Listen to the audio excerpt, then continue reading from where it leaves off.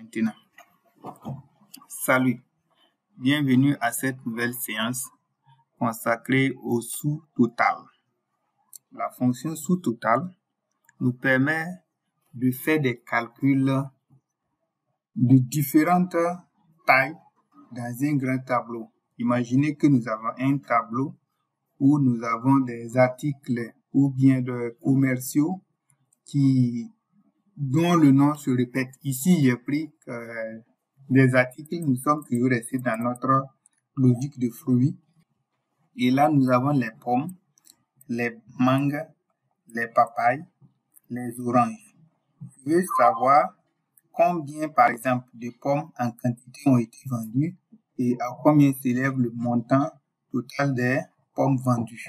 Donc, je vais insérer d'abord ici, pour que vous compreniez, je vais insérer une ligne entre pommes et mangue et je vais faire ce calcul. Je vais utiliser la fonction sous-total. Donc, après avoir inséré les lignes entre les différentes totales, je vais faire le calcul proprement dit. Donc, ici, je tape ma fonction sous-total qui se présente ici et que je vais cliquer pour choisir.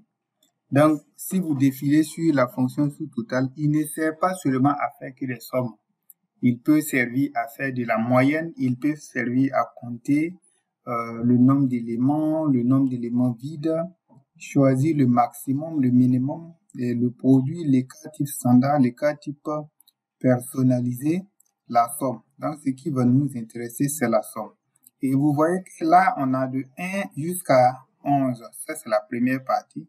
Puis, on a une deuxième partie qui commence de 101 jusqu'à 111 également. Je vous montre on va s'expliquer sur la différence. La différence, c'est quoi? C'est que lorsque nous désirons faire le calcul avec ce qui est au niveau avec les références de 1 à 11, alors le sous-total va refléter l'ensemble des données.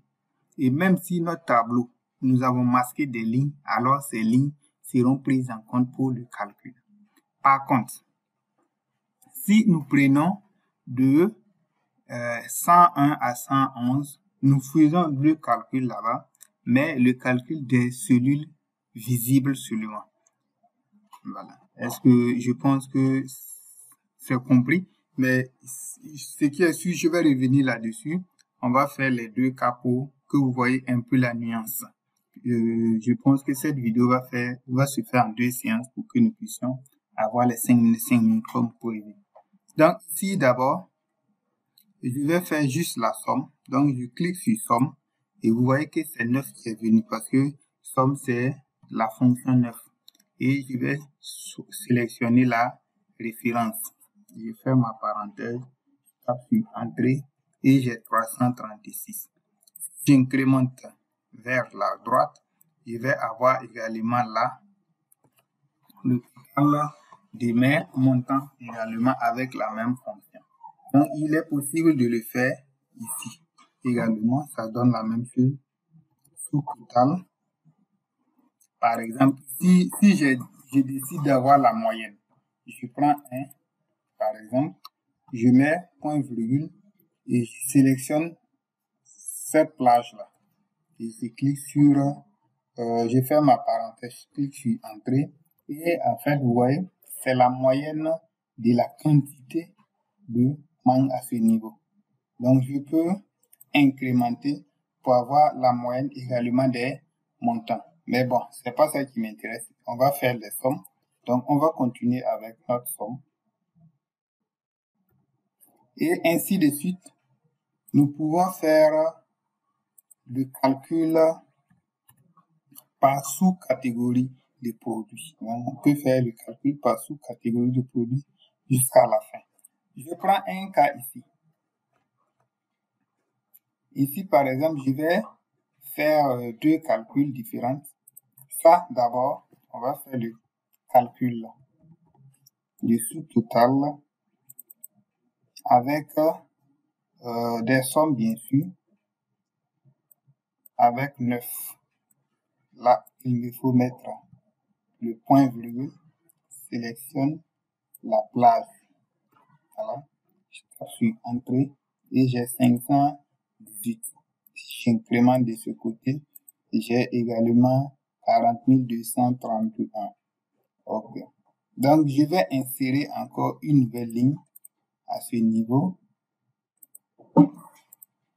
Et là, maintenant, je vais masquer des colonnes.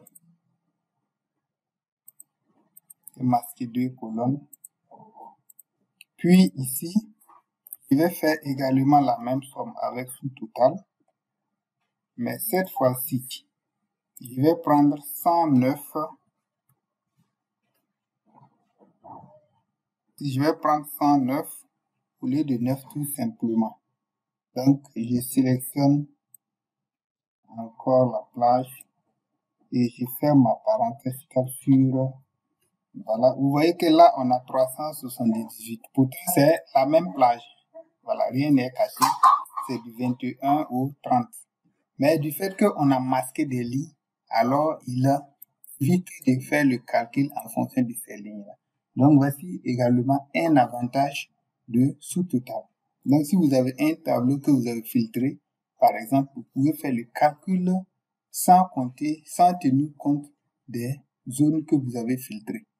Voilà, sans tenir compte des colonnes que vous avez filtrées. Donc, on s'arrête là et on revient avec